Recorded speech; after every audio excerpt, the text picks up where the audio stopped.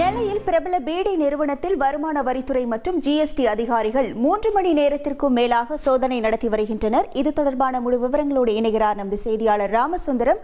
வணக்கம் ராமசுந்தரம், எந்த புகாரின் அடிப்படையில் இந்த சோதனையானது நடைபெற்று வருகிறது? அது தொடர்பான முழு விவரங்கள். நெல்லை மாவட்டத்தில் பல்வேறு பீடி நிறுவனங்கள் செயல்பட்டு வருகிறது. குறிப்பாக நெல்லை டவுன் பகுதியில ஒரு பிரபலமான பீடி நிறுவனமானது ஒன்று அமைந்துள்ளது. இந்த பீடி நிறுவனத்தில் பணி செய்யக்கூடிய தொழிலாளர்கள் நெல்லை மாவட்டத்தின் பல்வேறு பகுதிகளில் இருக்கிறார்கள். கடந்த சில நாட்களுக்கு முன்பு முக்கூடல் பகுதியில் நடைபெற்ற ஒரு மத்திய அரசுடைய குறைதீர் கூட்ட முகாம்ல, மத்திய அரசு நிறுவனத்துடைய குறைதீர் கூட்ட முகாம்ல பல்வேறு புகார்கள் தெரிவிக்கப்பட்டு அந்த புகார் ஒன்று அனுப்பப்பட்டதாக கூறப்படுகிறது. அதன் அடிப்படையில் இன்றைய தினம் வருமான வரித்துறை அதிகாரிகள் மற்றும் ஜிஎஸ்டி அதிகாரிகள் தற்போது அந்த நெல்லை டவுன்ல உள்ள அந்த பீடி நிறுவனத்தில் வந்து தீவிர சோதனைகளை மேற்கொண்டிருக்கிறார்கள்.